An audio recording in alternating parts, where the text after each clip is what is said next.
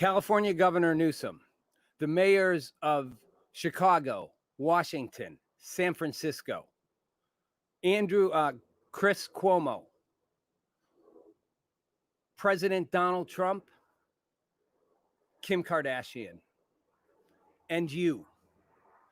What's the difference between all of them and you? It's Rob Nelson Live.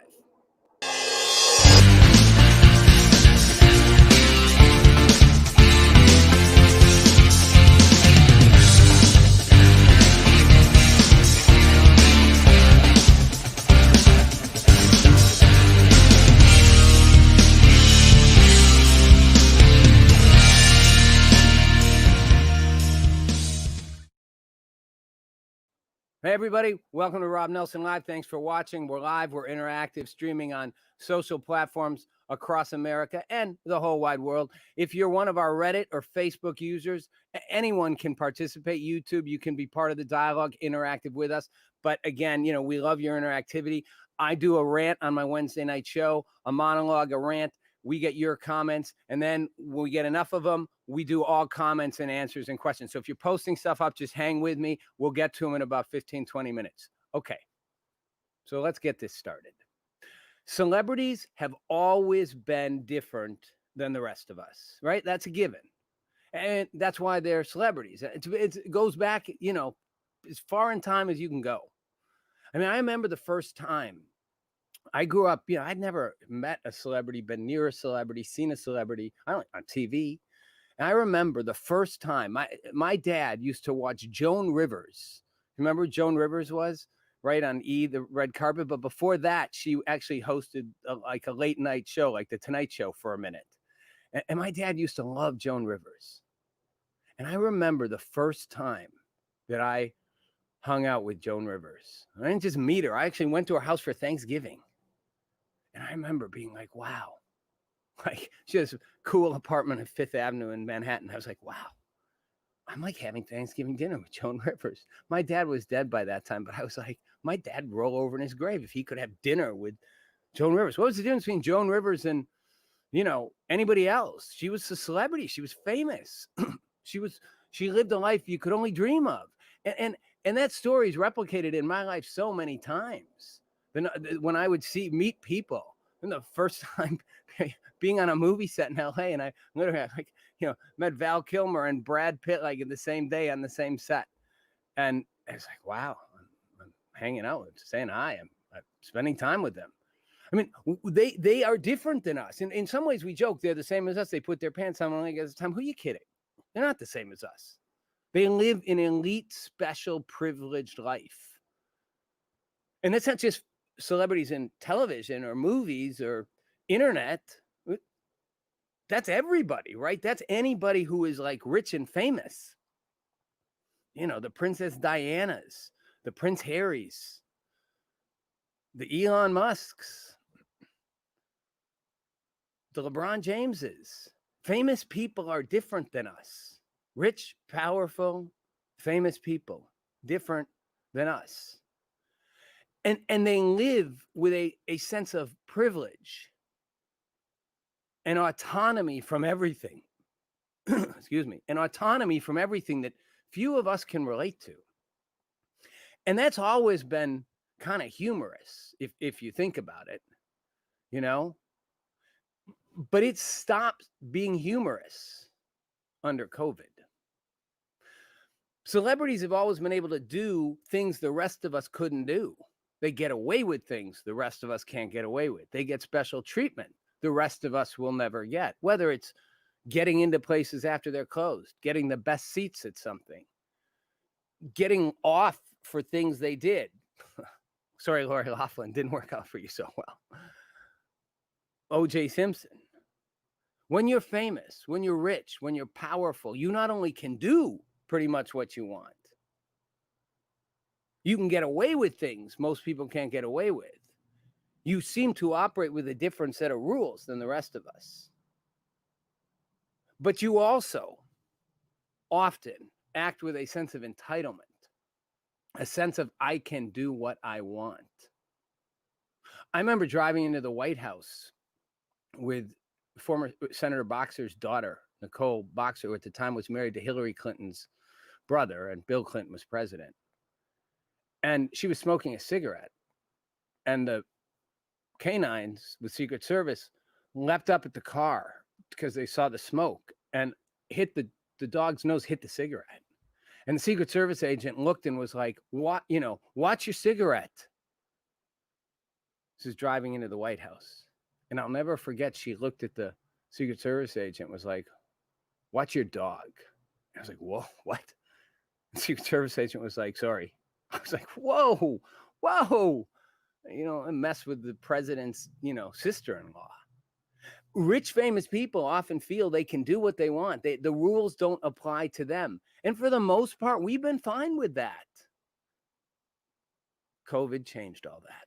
We're living in a different world, everybody. The COVID world hasn't just rocked how we operate, trashed millions of lives, killed hundreds of thousands of people, disrupted our entire economy, world as we know it, social structure, even our political structure. It's changed, I think, how we see those who are in power. We live in two Americas right now. And it's not the red America and the blue America. That is two Americas. But we're not in a red and blue America. That's one divide. We're living in two Americas, which is the rich, the famous, the powerful, the elite, and everybody else. And I said when this whole thing started, when the pandemic started in March in California, when they started the lockdowns, I looked over Hermosa Beach, a deserted, empty beach, as the lockdowns had happened and they'd cleared everything. And I remember saying, because everyone was saying how, we got to stick with it, be part of it, go, go, go. Let's, do it for America, do it for our communities. And I remember seeing all the celebs tweeting that stuff out and thinking, well, it's easy for you to say. You can do pretty much whatever you did before COVID, during COVID, even if you don't leave your house. I mean, you got money, you got big houses, you got property, you got people who work for you, you got assistants, you got chefs, you got trainers, you got equipment, you got everything you need and want to be in lockdown. You're not living in downtown LA with, 3 kids in a small apartment. Got to figure out, 1, how you pay your bills. 2, what do you do with your kids? You can't go to work, or if you're an essential worker, what do you do with your kids? You have nowhere to go. You're not allowed to go do anything. Take a walk on the street, maybe. And I remember thinking, whoa. You guys we're all getting screwed here. You guys are fine, you elites. And then secondly, your income. If you're rich and famous, you can ride out a pandemic. You got money in the bank. You can afford to go 6 months. Oh, nobody wants to lose 6 months of income. But hey, if your 6 months of income is $6 million, well, it sucks. But you're going to be okay because your last 6 months of income was $6 million. But if your income is paying your rent, paying your health insurance, paying your car payment, and without that income, no rent, no place to live, no car, no car because you can't insure it. No food on the table. Well, it's a whole different world to ask me to put down my stuff for a month, 2 months, 3 months, 4 months, 5, 6, 7, 8, 9, 10 months. At what point people go, wait, I can't do this anymore. And yes, you gave us some money. You threw in the stimulus and unemployment. That's great. That's fantastic. And some people even like it. They're happy to be getting that money and not working. But at the end of the day, people need their livelihoods. The back rent, they gave rent moratoriums in places, but that back rent, you still owe it. How are you going to catch up? How are you going to catch up on a low income job? So it's easy for people in positions of power, wealth, celebrity to say, hey, this is great. But everybody else said, okay, this isn't great, but I'll do it if you tell me I have to. And that's where it gets all messed up, because the people who told you have to didn't themselves. Why not? And now here's where we get the debate I've had with some of you before. The leaders who aren't doing what they tell the rest of us to do, does that mean what they're telling us to do is wrong? Or does it just mean the rules don't apply to them? The most recent example of this, And there have been so many, right? I don't know where we even start. I mean, we'd start with Gavin Newsom if you want. I talked about Gavin Newsom. He went to the French Laundry restaurant, had a birthday party for a lobbyist. No masks, no social distancing. As I said, there weren't even masks in sight. They weren't around their necks like this, pulling them up and down for food. They were gone, squished up next to each other, 15 people, different households, all having a party. And people said when he got caught, because the only reason people knew is he got caught, he was at an expensive upscale restaurant called the French Laundry. Well, he said, I apologize. I should have followed the rules better. And a lot of people said, well, yeah, but he apologized. He apologized. Well, apologized. I don't want your apology. It's not about you apologizing. Don't be sorry to me for doing it. It's about if it is so dangerous to be out, why are you out? You're the governor. What if you get it? What if you infect your whole staff? I mean, what logic? Everyone, criticized Trump for doing that. I'm going to get to Trump in a second, but at least Trump wasn't a hypocrite about that. But don't get me wrong. Trump is in the same camp of the elites, 100%. He's not like us. I'll get to that. So Newsom's out, and it's not the apology I want. It's us to think about what it means. I want you to think about what it means if he's going and doing that. Does he not believe that it's dangerous? Does he just think he and his wife and their friends won't get sick? Does he not care? Chris Cuomo, the anchor from CNN, caught, around Easter with COVID, out at his second property with his wife and a friend, no masks, out, caught by a biker who's like, well, what are you doing out? You're on TV. You're in your basement lockdown, telling everybody, stay home. This is what can happen if you get it. Stay home, and stay home even if you don't have it. Why are you out? Do you not really believe you're going to spread it? Do you just not care? The rules don't apply to you. The mayors of DC, Chicago, and San Francisco, all violating their own rules. The mayor of D.C. going to see Biden said it was essential travel to go to Delaware for his election night thing. The mayor of Chicago going to a rally saying, well, the rally was going to happen anyway, so I went. Okay. The mayor of San Francisco going to the same restaurant that Gavin Newsom went to a day after for a birthday party. Seriously? It brings us to the most recent ones. Two of them, actually. Crafty, can you pop that Instagram image up there for me? There we go. So this is LA County Supervisor Sheila Kuehl. There, take a look at her. She's tiny in that picture, but she looks like she's at a restaurant to me. Doesn't it look like she's at a restaurant to you? Well, she is. She's outdoors, dining at a nice restaurant in Santa Monica. Il Fornio Trattoria. Okay, thanks, Crafty. And what's so big about that? Well, it's last Tuesday night, hours after she votes to shut all door dining down in Los Angeles County. You have put 700,000 people in a county out of work. You just closed the last vestige for restaurants, outdoor dining. They had no indoor. They had limited capacity out there. You just shut that off. You voted to shut them down and said it is a dire health emergency. And in particular, she pointed out, it is dangerous because we are risking the health of the people who are servers in those restaurants. The day you make that vote, you go out to a restaurant for dinner. I don't want your apology.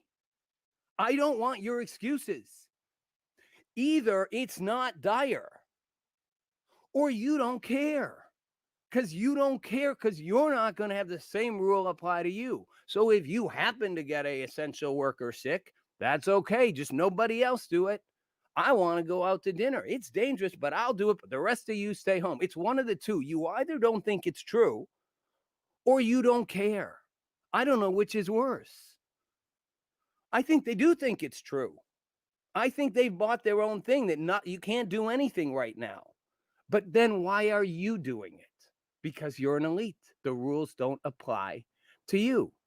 Same thing happened in Brooklyn. A bunch of Dem donors. You want to show that graphic, Crafty? Bunch of Dem donors going to a party. There they are in Brooklyn. Bunch of Democratic leaders. I'm not picking on Democrats, by the way, here. Just Democrats tend to be more the ones that are like really uptight about like, you know, do everything we tell you exactly as we tell you. And there they are at a big old party when there's a limit gathering of 10 people. Well, there's more than 10 people in that picture. Oh, that guy has a mask on. That's good. Most of the people behind him don't. I guarantee you they're not all one part of one household. I mean, they don't look like one part of one household to me. You know, they all look a little old, but they're not part of one household. Thanks, Crafty. And yet they're all gathering, all hanging out, all doing their thing. So, and finally, Kim Kardashian. Let's show the graphic, Crafty. You got to show the graphic. Because this isn't just about politicians. There's Kim Kardashian in her own tweet, in her own words, her own Instagram post. 2 weeks of multiple health screenings. I'm asking and putting everyone into quarantine. I invited my closest friends to an island, a private island, to celebrate my 40th birthday. There they are. Thanks, Crafty. We danced. We partied. She writes this. We kayaked. We went swimming with whales. Rode bikes. Watched a movie on the beach and so much more. After being locked down for so long, we went through all the protocol. We did it all, and we could finally just take all my friends to an island. What planet are you living on, Kim Kardashian? I mean, she got blown up for this, no question. Now, Kim didn't tell everyone to stay home. That's not my point. It's not just about the politicians. Kim's just out of touch. If you think, first of all, you're staying home, it's been so hard on you. Wow, I feel bad for you. Gotta be tough to be a billionaire, famous billionaire who can do anything. I mean, you can fly 20 of your best friends to a remote island, not tell anyone where it is, and have a party for a week. I mean, you're doing pretty good. I'm guessing lockdown ain't that hard. I'm guessing lockdown ain't hard at all. Oh, but it's tough. We suffered it, and we went on. She acknowledged that most people couldn't do this. She humbly acknowledged her privilege. You don't get your privilege. You don't get how completely inappropriate it is for you to A, do that, B, to talk about it, about how hard it's been to be locked down, and now you're out finally celebrating. Oh, what a great relief it was. Well, thank you. The rest of us would like the same relief. We don't get it. Kim's not a hypocrite. Kim's just out of touch. But the politicians are hypocrites. The politicians have a sacred trust. We elect them. We vote for them. We put them in office. We pay them. They work for us. They tell us what to do, and then they don't do it. Again, is it that they don't believe it? That's what a lot of people on the right are going to say. See, this is, you want to feed the people who think COVID isn't real. There's your feeding. You feed them right there. Well, it can't be. But I don't think that's true. I don't think, like I said, I don't think they don't think it's real. I just think they don't care. The rules don't apply to them. I'm not going to follow them. I won't get sick. I'll do what I want. You know, Mayor of San Jose, you know, going right after the health commissioner issue, the Santa Clara health officer says, you know, you need to not see anyone outside your household for Thanksgiving. That's essential. Goes and sees his parents for Thanksgiving. And then again, apologizes. Sorry, I guess I shouldn't have. So the sorry thing is really getting old. I don't want you to be sorry. I don't get why you're doing it. If you think we shouldn't do it, why can you do it? Again, because you don't think it's real or because you don't care. And that should make you furious. I don't care which side of the divide you're on. And let me throw Trump in this too. Trump wasn't a hypocrite with COVID, but Trump does what's best for Trump. Trump lives in what's best for Donald Trump world. These people all do what's best for them and claim to be doing what's best for us. It's disgusting. It's hypocritical. It's selfish. And it completely invalidates their right to tell you what to do. Literally, the Governor Newsom, the LA County supervisor, they should be out. They should not have their jobs. Especially, I'm pissed at the county health, the county supervisor, because she closed the last thing that was keeping those restaurants afloat, and she went out to dinner. Wow. I mean, she should not have her job, and nobody should feel they have to listen to what she tells them to do. Why should you have to listen to what she tells you to do? The most sacred violation is somebody given power who abuses it. That's why we get mad at cops. You're given a power and you abuse it. It's more offensive than just an average person doing it. You've been given a gun and a badge, so you don't get to just abuse that because you have power. So you can just tell people what to do, and you might even kill them if they don't do what you want. It's that abuse of power. It's the priests who molest kids. I mean, molesting kids is bad, disgusting, period. But when you're a priest, or the church leader who, preaches one thing and then goes and has, a luxury lifestyle and affairs on the side and prostitutes, whatever, the Jerry Falwell, whatever. Don't preach one thing and do another. That's the ultimate violation. Do not be an elected official, a public servant. Tell your entire city, state, community to shut down, to put their very well-being, their lives, their livelihoods at risk and possibly permanently damage them, and then go violate those things. It is the greatest violation of the public trust there is. And for that, they should be removed from office. And you should think twice, really hard, about whether you have to do what they say. Because at a certain point, you're allowed to say enough. Enough.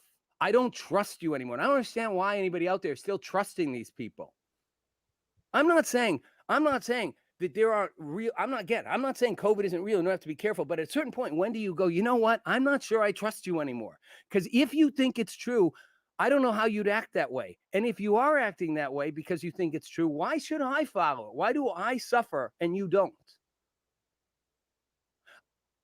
I'll wrap this up with my idea that I think drives this, which is, I've often argued, why do cops still in the last 6 months, why is any cop still getting in a situation where they're shooting a black guy?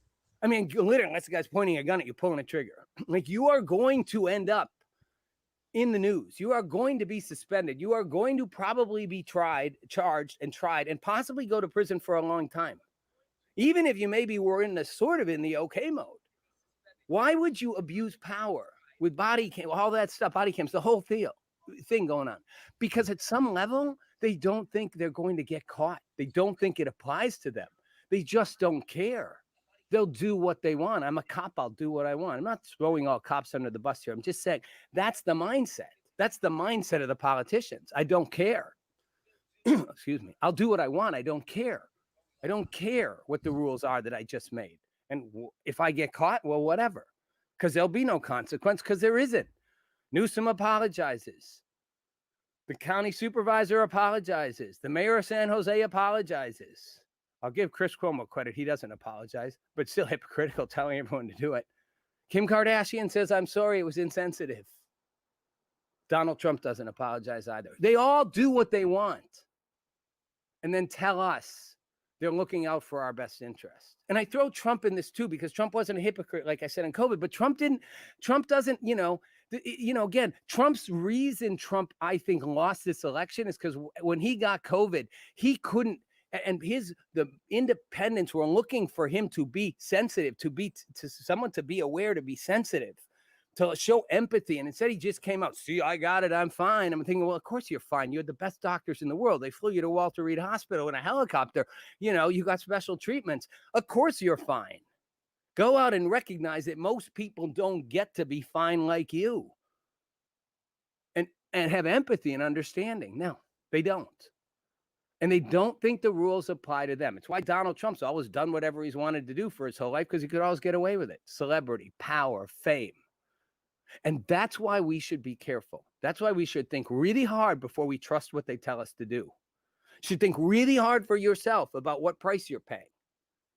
Ask the really hard question.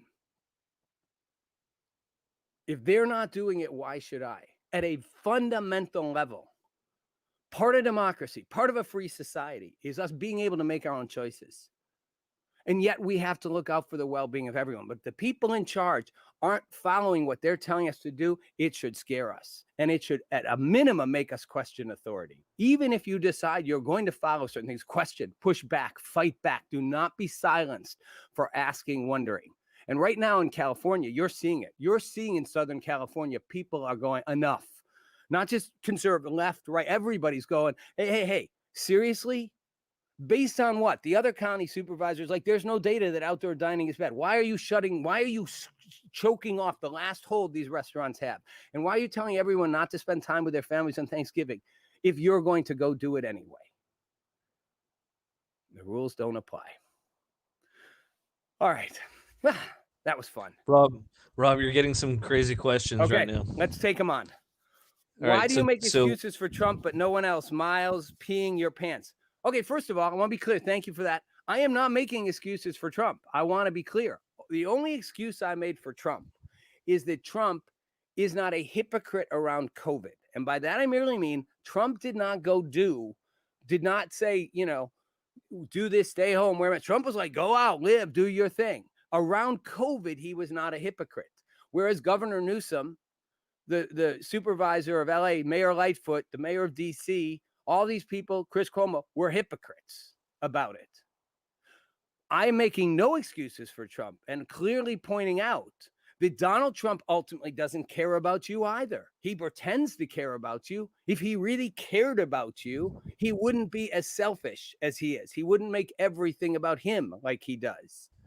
He wouldn't literally just use everything for himself. He would put the country first. But Trump followers, just like Newsom followers, left and right, people follow these people depending on their side and go, no, they're looking out for me. Trump isn't looking out for you either. Trump is looking out for Trump. Got another one for me, Crafty? Yeah, he's going back and forth. I asked him, why doesn't he come on screen? He says, why would I? The guy just talks and talks. He's censoring others by never speaking. Okay, well, I'm not censoring anybody. I said in the beginning, I'll get to people's comments when we get into the show, and that's what I'm doing. I do a monologue, I get your comments, then I take them on. You're free to respond back. So, but that's what I do is talk. You're right. So, peeing in your pants. Well, now you're just being silly. I'm a hypocrite with everything else he does. Oh, you're talking about Trump? Oh, okay, Trump. Yeah, Trump is a hypocrite. I don't know why you think I'm defending Trump. Again, I'm an equal opportunity taking on the establishment. And, Trump has become the establishment. So I throw both of them under the bus. And if you want to go, if it makes you happy to be angry at Trump and like Governor Newsom, that's great. But you're the one paying the price. If you're in California, you're the one following a governor who's not following his own rules. I'd say the same to people on the right about Trump. If it makes you happy to think that this guy at this point who's refusing to, literally keeps just going down the same path, won't quit, like at a certain point, he's not looking out for you either, so find someone who is. Okay. I'm not doing a straw man argument. Crafty, we got somebody else? We got some other people here? Oh, it's because you defend Trump. That's what it's coming down to. Okay, well, I get it. Miles, peeing your pants, I appreciate it. I didn't just defend Trump, but it's interesting that you think that. Let's get some other comments up, Crafty. It's interesting that you think I defended Trump. I didn't defend Trump, but I don't know how you'd hear that as a defense of Trump, I will say I do not like hypocrisy. And as I said, it is more the people on the left in power who have been hypocritical about COVID. But Trump, as I just said, it makes everything about himself. And I don't think he fundamentally cares about the people that he says he cares about. He cares about what's best for Donald Trump. That's the same thing. He's an elite. He lives in an elite world. The rules don't apply to him. He's no different than Gavin Newsom. Okay, we got other comments, Crafty? Yeah, there you go. Yeah, let's roll different people in so we can keep them going. Yeah, we're gonna give everyone a shot. That's an interesting. I kind of like that. I always thought if someone wants to vote for blue, let their president be a Democrat. If someone wants to vote red, let their president be a Republican. So, thank you. The dude is spitting truth. I think that's a good thing. What does that mean? I always thought if somebody was blue, put that back up for me, Crafty. Well, so I always thought if someone wants to vote for blue, let their president be a Democrat. I'm lost on that one. You're going to have to, Mr. Goathead, explain that to me. Because yeah, if you want to vote blue, your president would be a Democrat. If you want to vote red, your president would be a Republican. That is what they want, I think. I see what he's saying. He's like, just let people be the way they want to be instead of making a big fuss about it. That's kind of like, let people do and make their own decisions and opinions themselves. Okay. You started off talking about that earlier. Yep. Okay. All right. Sure. Miles, I put this up because I kind of agree with him that there's not a lot of attention being made to protect. Crafty. Right. So let's try to get let's get as many different people as we can. I just want to, because I don't get accused of not covering everybody. Yep. Okay. Is this video real or responsive chatter? You guys are cracking me up. It's real. It's live. But is real responsive chatter a thing, Crafty? Yeah, because they expect to stop the monologue and answer the questions immediately. Okay. So you guys, this is a format you can, if you want to get used to, it's how I do it. I don't like to interrupt it because the comments derail it. So I do it, and then I bring up your comments, and we bring everybody's comment up. So if you just put it up and stick with it, we'll get around and we'll talk about it. So if that makes sense, it's just easier than kind of going and looking down and interrupting each time. So that's just how I choose to do it. That's my way, but I'll get everybody's comments up there. So yes, it's real. Yes, it's live. And yeah, I want more of your comments. And they don't have to, you don't have to like what I'm saying. I like the pushback, I appreciate it. But then, when I give you a response, come back to me with another one. Okay. We got a few more, Crafty? Yep. What I'm saying is let there be two. Oh, well, that's an interesting idea, Mr. Gohead 89, 2 different presidents. I don't know how that would work though, right? So it's like you got like the Democrat president, Republican president. So the Democrat president tells the Democrats what to do. The Republican president tells the Republicans what to do. I mean, listen, at this point, literally, we're so divided. We're so partisan. We're so split. It almost could be a crazy solution. Like, my president's Joe Biden. My president's Donald Trump. I don't have to do that. I do. It's just who would ultimately make the decisions. But it'd be interesting if we had a co-presidency of like a Democrat and a Republican, and they had to figure it out and share it. That would be an interesting thing. You still have Congress who it is. We have a co-president, Yeah. Yeah. Well, listen, at this point, we maybe should be trying some new social experiments because we're going down the partisan hole so deep. If you're too young, you won't remember this, but Ronald Reagan and Tip O'Neill was the head of, the House Speaker of the House, was super liberal. And, not as liberal, say, as AOC, but he was, he was a liberal. And, Reagan was a conservative. And they didn't, they managed to work together. Like nowadays, nobody wants to work with anybody. It's like, who's ever in power, the other side is literally just going to be like, I'm going to squish you. I'm going to just do everything to block you. I mean, it's like literally. And again, I don't think Republicans or Democrats fundamentally, as the establishment parties in Congress, in the Senate, in the House, in the White House, I don't think their goal is what's best for you or me. Their goal is staying in power, and they're willing to share power with each other as long as nobody else comes in and interferes with it. So I don't think either party is really out there looking out for you, whether they're the left or the right. They're looking out for their own power. And that's the problem. They're not focused on what's best for America. It's focused on how do we get rid of the other side, and we'll drag all our followers and all our people on board with us and convince them the other side's horrible. Meanwhile, most people in this country are just, as a result, suffering. Every single one of us. I think we should have a national enema. Throw every single member of Congress out in a single election, put brand new people in who've never served before. You guys run for office. Seriously. That's my thought on that. Oh, Crafty, we got time for a couple more. Okay. Well, how many do we have? A few more. Let's get everybody up there.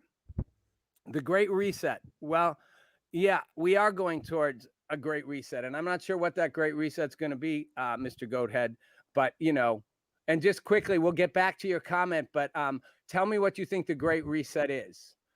All right, Crafty, keep going. Let's just whip them through. Crafty wants me to go fast on them. You've caught up to the major ones, as the other ones were just filler. Okay. So we've done the filler ones. Okay. Yep. So you guys, if you have any more you want to respond, I'll take them on, because this is where we do the back and forth. So if you're in there watching, throw back at me and Crafty will pop them up there, and I will interrupt myself on this. And I'm going to sort of head down the sort of final path of what I think where this leaves us. I think the two Americas is, and I'm really curious what the Great Reset is. Go ahead. I'm really am. I think we're headed toward, we are in unprecedented territory, and we are headed toward one of two outcomes. We can't keep splitting unless we're going to have a Democrat, Republican president, one for each half. Because what's going to happen in 2 years is there's going to be a pushback. I mean, every 2-year election, the party in the White House usually loses seats in Congress, but we're going to see a massive red wave in 2022. You're going to see it. Congress is going to sweep red. It's going to happen. And meanwhile, they're going to get nothing done, because you've already got to, depending on the Senate races in Georgia, likely to have a Republican Senate. You're going to have a Democratic House. You're going to have a Democratic president. They won't get anything done. In the midterm elections, there'll be more Republicans. They'll get less done. They'll go after, well, Trump's going to run in 2024. Watch it. I bet he announces the week Biden is inaugurated. And will he win or not? I don't know. It'll upset the whole Republican field, but we just keep going around in circles. Meanwhile, the average American, you, me, all of us are just going to keep suffering, and we're playing into their game. That's my point. I don't care if you're on the left or the right. You're playing into their game. You're playing into Trump's game. You're playing into Pelosi's game. You're playing into the game they want when you just follow what they say in a partisan way. And this goes for both sides. Well, the saying is, you'll own nothing, but you'll be happy. Yeah, sounds like, well, I don't think I'll be happy owning nothing. I don't own that much to start with. We're going to have a great reset. We're going to have some kind of a reset. You're talking an economic reset. I think we're going to see a social reset. What I'm hoping is, if nothing else, you guys listening out there who don't agree with me, will just take it for a second. I'm not on one side here. I want us to push back in general against both sides, both parties, both extremes, all the main point of this is, we're not living in the same world as the elites. So when the elites tell you to do something, think real hard about whether they're making the same sacrifice they're asking you to make. Think real hard about whoever's saying something works. Well, is it easy for them to say that because they're not? It's like, even with things like in the entertainment industry, people talking about mandating diversity and, creating more opportunities for, minorities. So, Academy Award nominees, Best Pictures have to have X number of Black people or X number of diversity, whatever. It's sort of like, that's all great, but you're not going to see the lead white actors giving up their positions. You're not going to see the white heads of the studios giving it up for others. You're not going to see you're not going to see the major politicians on the left stepping down and giving somebody else their seat. Joe Biden's going to get inaugurated in January 20th and go, now he stepped down and let Kamala Harris run it because she's a Black woman, should create more diversity. I'm just saying, it's easy to tell other people to do things and not do it yourself. And all of us, every single one of us, should be aware of that before we just go, yeah, and think twice, think hard about not giving, about whether we're being asked to do something that the people asking us to do it aren't. And not just the people asking us, the Kim Kardashians, the people like that recognizing that we live in an age where the privileged always seem to do a different thing than the rest of us. And that should bother you. And it should make you go, I want to be able to do what I want to do. I'm a liberty guy. I want people to have the freedom to make their own choices. And what I'm saying is, no matter how many rules and things they put out there, I guarantee you, the elites aren't following those rules. They're maybe a little on the surface. So all the things you're saying we all have to do, all your liberal celebrities are doing what they want.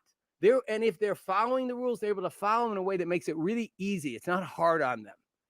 Even though they say, oh, it's been really hard. It's like, it's not hard. It's hard on people who can't pay their bills. It's hard on people who can't actually do anything because they don't have any resources. It's not hard when you're rich and famous to follow the rules of, like, stay at home. So you should be thinking about the fact that if they were suddenly forced to really sacrifice, well, they'd be out in the streets protesting before you would be. 1984. Mr. Go Ahead, you're on a roll. I like it. 1984. We are having shades of 1984. Not that Orwell could have quite seen what it was going to look like, but we are getting in a group mind think. And that group mind think is on both sides of the divide. The group mind think is on the left and the right. The right's group mind think right now is the election was stolen. Like I said, there was fraud, there was abuse, but no, the whole thing was stolen. It wasn't. There was fraud, I'm sure. There was abuse, yeah. But 80 million people voted for Biden, 77 to 2 million, whatever, voted for Trump. More people voted, period, for both of them. But remember that on the left, more people voted for Trump than any other president in history. And remember on the right, yeah, more people voted for Biden than any other president in history. And a lot of those votes were votes against Trump. That's on Donald Trump. That's what I think. But what's on us? What's on every one of you? And again, you can, come at me all you want and say, like Pee in his pants was just saying, I'm just talking or whatever. I am just talking. That's what I do. I'm a talk show host. But hopefully what I'm saying at some level sinks in. And what I'm saying is both sides, left, right, we can't live in that dichotomy anymore. We cannot exist if we just stay in a left-right bubble. Because each side will just keep seeing its own facts, its own narrative, see its own truth, and say the other side's wrong. It will just keep going around like this, and nothing will change. And who does that hurt? Well, it doesn't hurt the elites. They can survive that cycle. It will hurt you. It will really hurt the people that many of us say we care most about. It will hurt the poorest, the weakest, the most underserved in our country. They will get hurt the most. And then eventually it will hurt the middle class. Eventually it will hurt all of us. Because eventually that cycle will just wipe us all out, financially, economically, emotionally, spiritually. We'll all just get disconnected from it. But who will survive that? The elites. They always survive. So all I'm saying is think hard. Think hard about whether they do what they say they tell you to do and why that's important. Two Americas won't work. Let's fight for an America, a true progressive America.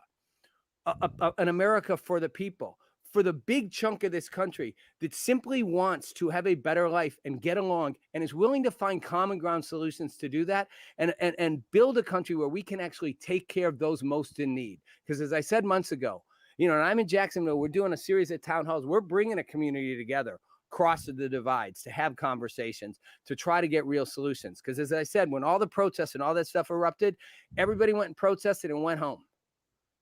Most people protesting weren't from the communities that are most impacted by economic disparity or by racial injustice around policing and economics.